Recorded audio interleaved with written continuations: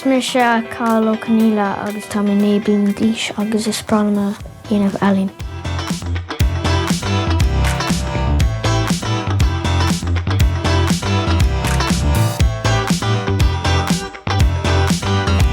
Tá mé imime County ag gúndaí an Chláir. An áit is fearlam imime chundé ná inis. Mar tá go leor rudaí ann agus mo scoil dhéanamh mé mbíonn agus pell agus ealaín. Bíonn mé ag imirt mbíonn le bailí agus bíonn mé ag imirt pell le clondagad.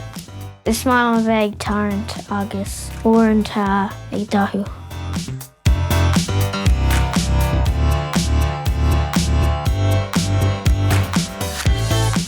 An rud is fearlam faoi ealaín ná tá sé anna spraoi agus is sprálam a bheith ag cruthú rudaí suas.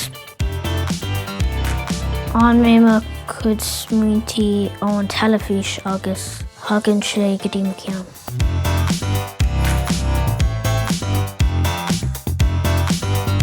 An rud atá teastáil na gcuirma ealaín ná marcóirí, paint acrylic, peann luí agus scríobh.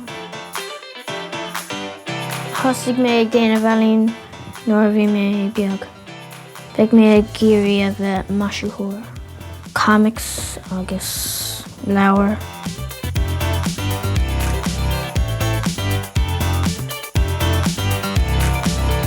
Bhí mé cruthú lena bloicíní.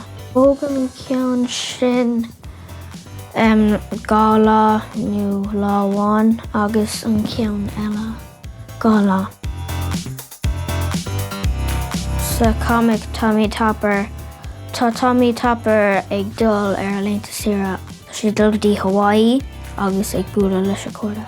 Peter Pencil, Roger Rubber, Robert Ruler, mise agus mo dad an comic.